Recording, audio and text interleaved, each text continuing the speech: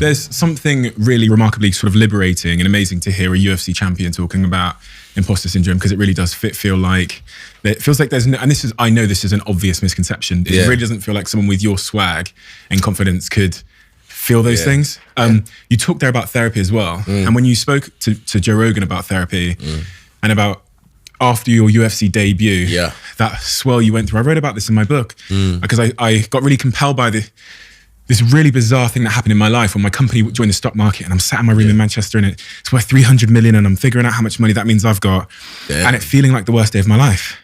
And then when I heard you talking a little bit about how you felt after your UFC fight, hiding in the toilet when people are pestering you to ask you questions, and that annoying dude sitting down next to you when you tried to hide. After my UFC debut, the after party, it was after the fight, it's always, like I said, I get pulled in so many different directions, and it's just like, it was my first time in the UFC, so I was my first time experiencing all that.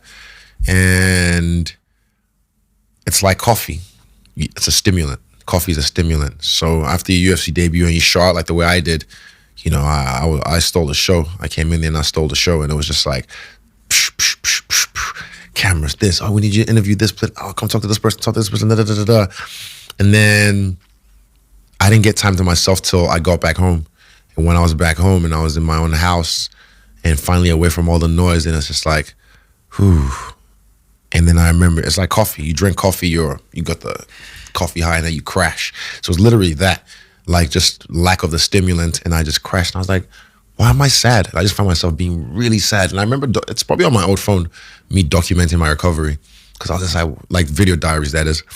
I was like, why am I sad? Like, I made 6 figures in my UFC debut. That's including the bonus as well. Yeah. And I'm just like, there's no need to be sad. I fucking killed that shit. And that's when I started to kind of like take therapy seriously, because I was like, okay, I'm not going to be one of these bad statistics, that you hear about in entertainment. So yeah, I had to, I guess, take a hard look at myself, but then therapy helped with that, because then you find the right person who can kind of help you, I guess, figure you out. And all they do is just ask you the right questions and then show you, I guess, yourself. Yeah. Can you, because I heard you say that you picked up tools from therapy that helped you sort of navigate all of that attention in this new position you were in. What were the tools? Oh, so it wasn't until I fought Brunson that I was able to go back home and just kind of like, I keep saying it's like I came back from prison. What do you call it? Like, weave back into society, regular life normally, It was until that was my 4th UFC fight. But then each fight after that, same thing. I go back home and I just like have this crash. And I had to realize, okay, this is something that I can't have happen constantly, because it's not healthy. A tool I can say that helped me, one of the ones that helped was Charlemagne's book at the time, Shook Ones, Anxiety Playing Tricks on Me. I read that I finished reading that actually during the Brunson fight. That fight week, I finished reading that, and I got a lot of gems from that book. But from therapy, from my own experiences, talking to myself, the self-talk, because we all have negative self-talk, but looking in the mirror and talking to yourself, speaking to yourself like you would to someone you're giving advice to, because when you look in the mirror, you humanize yourself. And I'll start to like, just have a conversation with myself, even like G myself up if I want to big myself up, things like that. So that's a tool that I feel like is really underrated. And it looks crazy, standing in front of the mirror and talking to yourself, but it's a really powerful tool if you know how to use it right. Fighters don't talk much about their mental health. I think Whittaker did the other day, and you kind of thanked him and applauded him for doing that, for being vulnerable. Yeah, I mean, I put him in a dark place after that first fight, and I understand, because guess what? He was trying to do the same thing to me.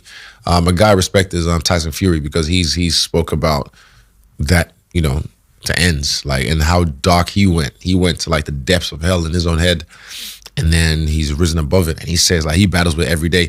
I feel like, look, there's your spectrum of physical health. It's just super healthy, super ill. If you do not look after yourself and your physical health, you're going to get physically ill. Same way, if you don't look after your mental health, you're going to get mentally ill. So I feel like it's like someone saying like, oh, I don't go to therapy, fuck all that shit. No. It's like, well, do you take vitamins? Do you go to the hospital? It's not something to be, shot like, whatever from. I feel like you should look after your mental health the same way you look after your physical health. So once I learned how powerful that was, I'm always on